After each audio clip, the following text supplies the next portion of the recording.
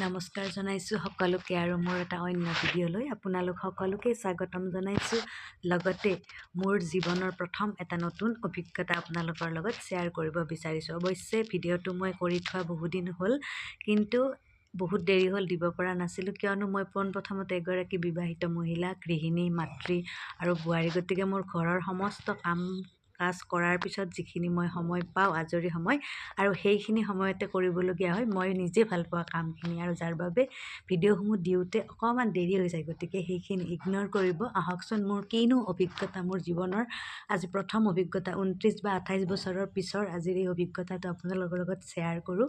গতিকে বলকচোন। নিশ্চয় ভিডিঅ'টোৰ কিছু অংশ দেখি আপোনালোকে গম পাইছে, হয় মই আজি আহিছিলোঁ অসম সাহিত্য সভা বজালী অধিৱেশন, যিটো পাঠশালাত অনুষ্ঠিত হৈ আছিলে। গতিকে সৰস্বতী পূজাৰ দিনাও আছিলে।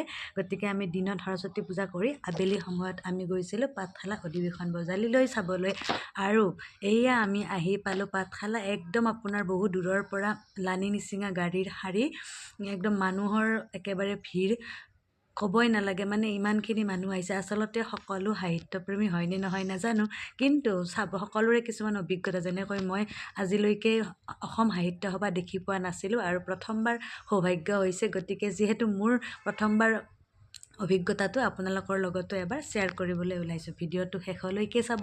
যদি ভাল লাগে লাইক এটা কৰিব, আৰু কেনেকুৱা পাইছে কমেণ্ট কৰি নিশ্চয় জনাব। যদিহে মোৰ ভিডিঅ'বিলাক চাই আছে, কেনেকুৱা ভিডিঅ' ভাল পাইছে সেইটোও জনাব। লগতে মোক পেজটো ফ'ল' কৰিবলৈ নাপাহৰিব। বলকচোন তেতিয়াহ'লে সোমাই যাওঁ। এয়া দেখিছেনে, একদম গেটৰ মুখৰ পৰা অৰিজিনেল যিখন গেট, মানে মুখ্য যিখন তেওঁলোকৰ গেট আছে, সেইখিনি পোৱালৈকে মানুহ একেবাৰে, মানে কিমান মানুহ আছে আপুনি ক'বই নোৱাৰিব। মানুহেই মানুহ, কেৱল মূৰকেইটা দেখুৱাব হৈছে। দেখিছেনে, আমি অৱশ্যে ঘৰৰ পৰা 5টামান বজাত গৈছিলোঁ, আৰু গৈ পোৱালৈকে গধূলিয়ে হ'ল। আমি মুখ্য দ্বাৰত সোমোৱাই নাই, আৰু সেইখিনিতে অকণমান জিৰাবলগীয়া হ'ল। অকণমান সময় আমি তাত ৰখি থাকিব লগা হ'ল, কিয়নো আমি গাড়ীখন থোৱা ঠাই বিচাৰি পোৱা নাছিলোঁ। ইমানেই মানুহ হৈছে, ইমানেই গাড়ী, মানে থ'বলৈ ঠাই নাই। গতিকে আমি অকণমান আগতে আহিলোঁ, আৰু মানুহজনে গাড়ীখন থৈ আহি পোৱালৈকে তাত কিছু সময় ৰখি থাকিবলগীয়া হ'ল। আৰু তাৰপিছত যেনিবা তেখেত আহিলে।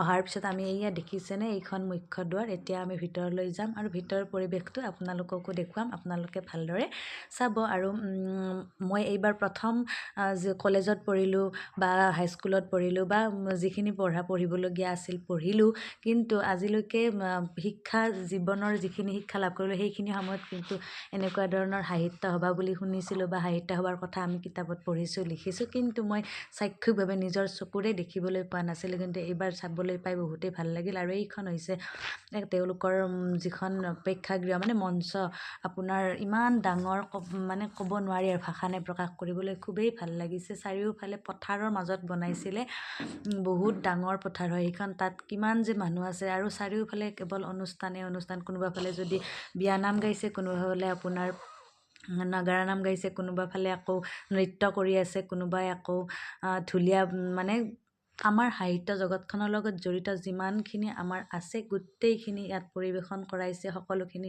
আটক ধুনীয়াকৈ সজাই তুলিছে। সঁচাকৈ কৰ্তৃপক্ষক কিন্তু শলাগ ল'ব লাগিব, কিয়নো ইমান ধুনীয়া এটা পৰিৱেশ সৃষ্টি কৰিছে। ইমানখিনি মানুহ অহাৰ পিছতো যে তেওঁলোকে ইমান ধুনীয়াকৈ সাৱলীলভাৱে অনুষ্ঠানটি চলাই নিছে, সেইটো কিন্তু লক্ষ্য কৰিবলগীয়া বিষয়। সেইবাবে আপোনাৰ বজালীবাসীকো আপোনাৰ ধন্যবাদ জনাব লাগিব। আৰু এয়া দেখিছেনে, আমি তাত চাইছোঁ, ফটো উঠিছোঁ। এইখন ধুনীয়াকৈ তেওঁলোকে বনাইছে। তাত মানে আমাৰ যিটো থলুৱা সামগ্ৰী, বা আমাৰ যিটো থলুৱা আমাৰ চৰাই চিৰিকটি, পক্ষী গ'ল আমাৰ, সেইখিনি সকলোখিনি তেওঁলোকে দেখুৱাবলৈ মানে চেষ্টা কৰিছে। আৰু এনেকুৱা ঠাইলৈ আমি সভা পূজা ৰাস সকলোৱে চাই থাকোঁ, কিন্তু এনেকুৱা ধৰণৰ মেলা, সাহিত্য মেলা, বিজ্ঞান মেলা, নাইবা আপোনাৰ যিবিলাক গ্ৰন্থমেলা হয়, তেনেকুৱা অনুষ্ঠানত পাৰিলে ল'ৰা ছোৱালীবোৰক লৈ যাব লাগে, কিয়নো এনেকুৱা অনুষ্ঠানৰ পৰা তেওঁলোকে বহুত কিবাকিবি শিকিব নোৱাৰিলেও কিন্তু বহুত কিবাকিবি শিকিবও পাৰে। আৰু এইখন দেখিছেনে, বেটাটো এইখন লাৰি চাব বিচাৰিলে, কাৰণ আপোনাৰ যিটো থাৰ্মকলৰ বনাইছে, কিন্তু খুব ধুনীয়া লাগিছে। দূৰৰ পৰা যেন অৰিজিনেল তেনেকুৱা লাগে। আৰু এয়া আমি তালৈ আহিছোঁ, আৰু মানুহ মানে কোনফালে যাওঁ, অৱশ্যে সৰু ল'ৰা ছোৱালী লৈ গ'লে অকণমান দিগদাৰো হয় দিয়কচোন। কিন্তু আমি আৰু তাৰ মাজতে যিহেতু চাব খুব মন আছিল জীৱনত, প্ৰথমবাৰ দেখিছোঁ, খুব ভাল লাগিছে।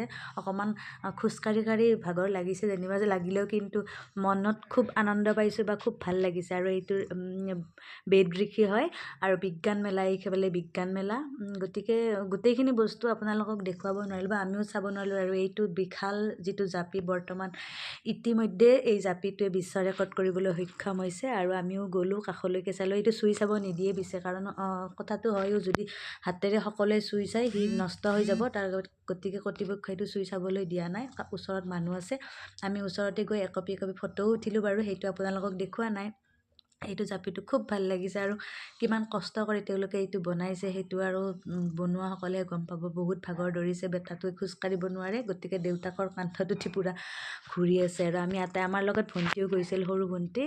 আৰু আমি এনেকৈ ইয়াত দেখিছেনে, এতিয়া আমি চাৰিওফালে ঘূৰি পাকি চালোঁ। তাৰপিছত আপোনাৰ গৈছিলোঁ আমাৰ এইবাৰ আপোনাৰ গ্ৰন্থমেলাৰ ফালেও গ'লোঁ। মানে পথাৰখনত বহুতখিনি ঠাই আমাৰ চাবলগীয়া ৰৈ গ'ল, কিয়নো ইমান ডাঙৰ ঠাইখনত মানে ঘূৰি কোনফালে কি আছে অৱশ্যে নিজে গমো পোৱা নাই দিয়কচোন।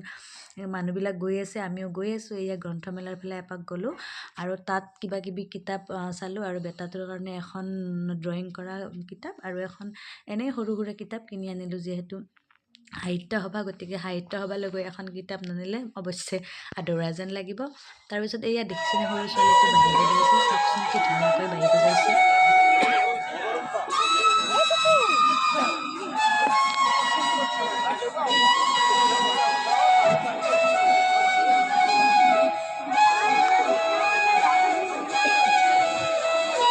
ছোৱালীজনীৰ অনুষ্ঠানটো চাই খুব ভাল লাগিল। তাৰপিছত আমি আটাই ঘৰমুৱা হ'লোঁ, কিয়নো ৰাতিও হৈ আহিছে। গতিকে ভিডিঅ'টোত গোটেইখিনি আপোনালোকক দেখুৱাব নোৱাৰিলোঁ আৰু নিজেও চাব নোৱাৰিলোঁ। তাৰপিছত আমি ঘৰমুৱা হ'লোঁ, ৰাতিয়ে হ'ল। আমি ঘৰ আহি পাওঁতে 11টা বাজিলে। গতিকে আজিৰ ভিডিঅ'টো মই এইখিনিতে সামৰিলোঁ। কেনেকুৱা পাইছে জনাবলৈ একদম নাপাহৰিব, লাইক কৰিব, কমেণ্ট কৰিব আৰু মোৰ ভিডিঅ'সমূহ শ্বেয়াৰ কৰি দিবলৈ নাপাহৰিব। আজিলৈ নমস্কাৰ।